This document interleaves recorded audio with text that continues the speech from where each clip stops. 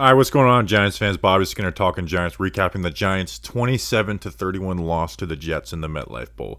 They ruined our preseason title, the MetLife Bowl. They ruined it all for us. Quincy Roche was held on the last play of the game, and I want to be mad about it, but it is preseason. But hey, I really wanted to have preseason champion tweets, MetLife Bowl championship tweets, but I guess we'll have to save that for next year. But anyways, let's get into it. Make sure to like and subscribe to the channel. We'll have a podcast out in the morning, all types of other stuff of analysis for you, especially cut down day. We're going to be on top of it. Hopefully some draft guys. All right, so this game, the starters, for the most part, didn't play. Pretty much confirmed a lot for us going into the season.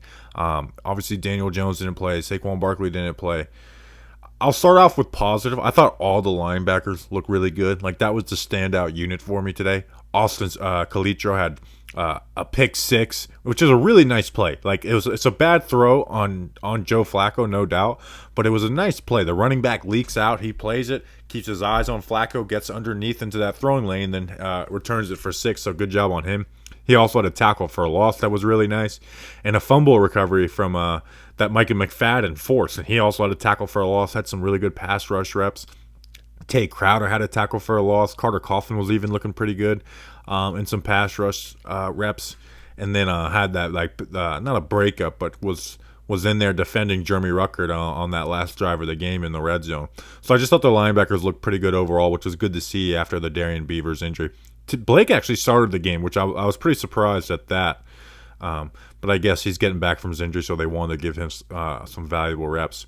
Others guys that I thought performed pretty well, Quincy Roche and Yusuf Corker, both made plays. They're not going to show up on the box score, but Roche had nice pass rush reps. He got held really bad on that game-winning touchdown by the Jets. Yusuf Corker fit up in the run game. They all had that Yusuf Corker, Quincy Roche, and Austin Calitro, that 4th and 1 stop. I mean, that was a beautiful run fit. The other guys all slanted inside. Running back has to cut it back. Yusuf Corker plays the edge really well, gets his hands on him. Calitro reads it right and gets on it, and then Quincy Roche comes over the top and pushes him back to get a turnover on downs. Like, that was some good stuff. Corker did have a missed tackle and coverage, but I thought him playing down in the box, he looked good. Like, he was able to set the edge in the run game and cause some havoc. Get to some of the other stuff. We'll kind of go through position by position. Tyrod Taylor obviously injured his back.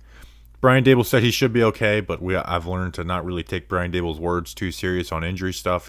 He's not going to give any full answer, so that definitely sucks. He didn't look good when he did play. He had that bad interception. That's kind of what Tyrod Taylor is at this point of his career. But he can also, he spun out of a run and turned what could have been like a 3-yard loss into a 15-yard gain. So he does things like that most backup QBs can't do. But obviously he didn't look great overall. But that's just kind of who Tyrod Taylor is, and he only got to throw the ball 4 times too. So he could have bounced back, and his last pass was a 25-yard pass to Daniel Bellinger and bounced back from it. So, but sucks to see him get hurt. Davis Webb looks solid. Kind of astounding. He went 30 for 38 and only 5.3 yards per attempt. It's crazy to have a completion percentage that high. And only, you see a guy had 5.3 yards per attempt, you're going to think he completed 40 of his passes and it was the worst game of his career. But he looked pretty solid. But he's the third string QB at the end of the day. I do think he'll make the roster. Bad stuff. Backup offensive line was an issue. Devery Hamilton played the whole game at left tackle. He can't be the swing offensive tackle, and he could very well be the week 1 starter at left guard. I mean, Shane Lemieux's probably not going to be ready for week 1. We don't know what the deal is with Ben Bredesen. Azudu's been practicing here or there, but they might want Hamilton to start at left guard anyways. So, Dever Hamilton could be starting at left guard, and he's not going to be a guy who you can trust in the regular season at tackle, left tackle or right tackle, if Thomas or Evan Neal were to go down. So that is a position that I really do think the Giants are going to address this upcoming week with the waiver wire. I don't think it's going to be some great answer, great option, but I do think it's going to be addressed this week.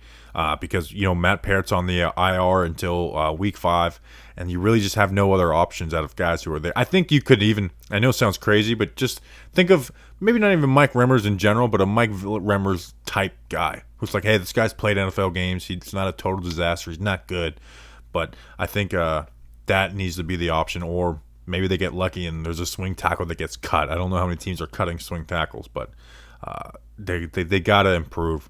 But again, I don't think they're going to make too many moves at interior offensive line, depending on Bredesen's injury. You have Izudu and then Devery Hamilton, and then Lemieux will be back at some point, hopefully.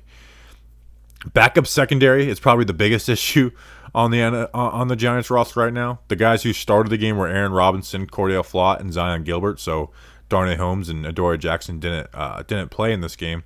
So Zion Gilbert looks to be that backup outside guy. Cordell Flott in the slot.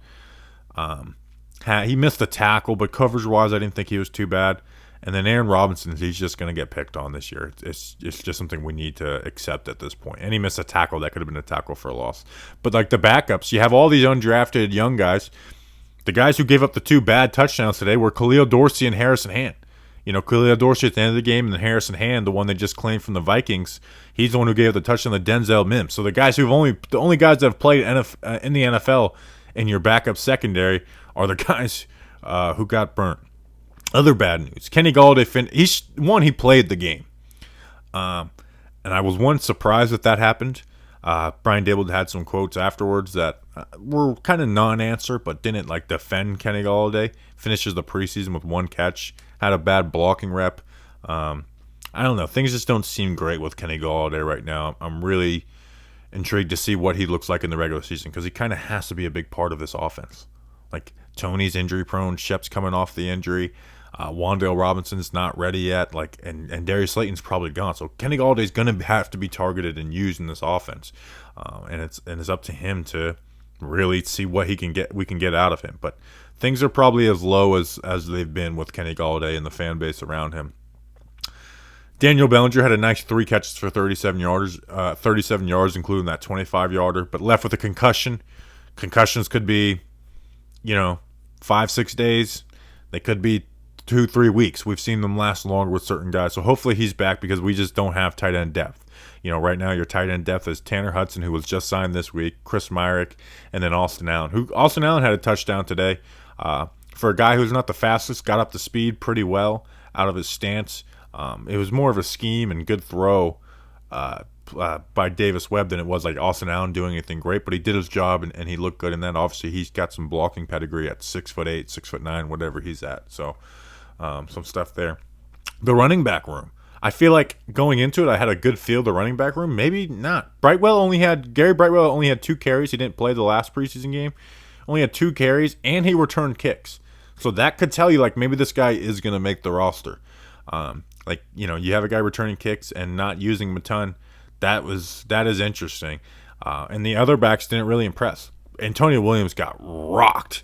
Got rocked on a fumble forced by Quan Alexander. Just got blown up and gave up the ball. That's not good for his case, even though I do think he'll be on the roster. Matt Breida had 3 carries for 1 yard. It was too lateral. Wasn't getting his shoulder squares and getting uphill. Jashawn Corbin looked fine, especially in the receiving game, but I just don't think he's going to make the roster at this point. Probably a guy that's going to be relegated to the practice squad. So, anyways, the waiver wire is going to be insane. We'll recap this pod.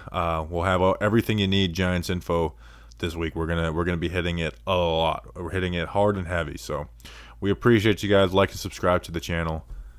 See you on the podcast tomorrow. Let's go Big Blue.